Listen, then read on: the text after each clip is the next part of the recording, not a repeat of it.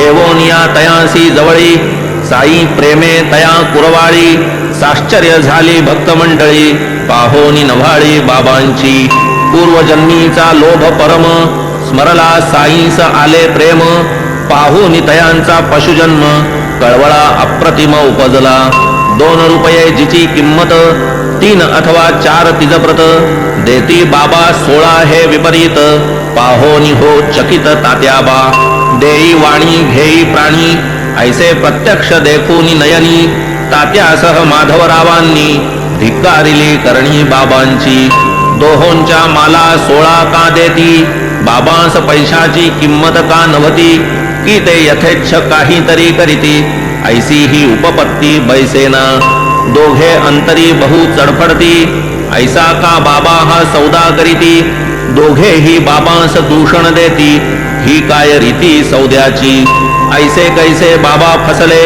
पाहू अवघे लोक ताई जमले बाबा अंतरी स्वस्थ ठेले जाणून हरवले यत्किंचित जरी हे दोघे ऐसे कोपले बाबांस दूषण देऊ सरले तरी न बाबा यत्किंचित ढळले अचल ठेले शांती सुखे मग आदरोनी विनय वृत्ती दोघेही ते बाबांस पुसती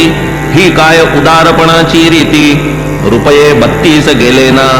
केवळ पैशाचा तो प्रश्न परिसोनी साई हास्य वदन मनी म्हणे हे वेडे जन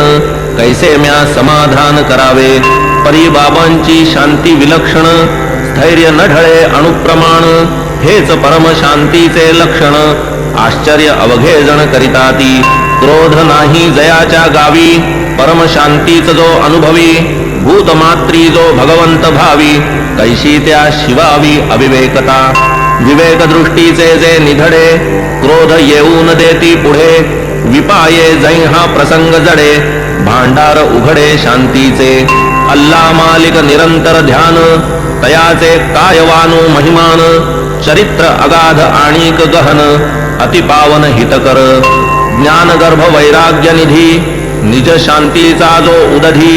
करुणा परिपूर्ण जयाची बुद्धी वदला त्रिशुद्धी ते परियेसा पाहुनिया दोघांचा आग्रह बाबांनीही केला निग्रह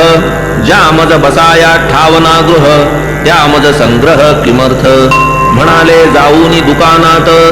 आधी आणा डाळ विकत सारा शेरभर त्या मनमुक्त मग द्या त्या परत धनगरा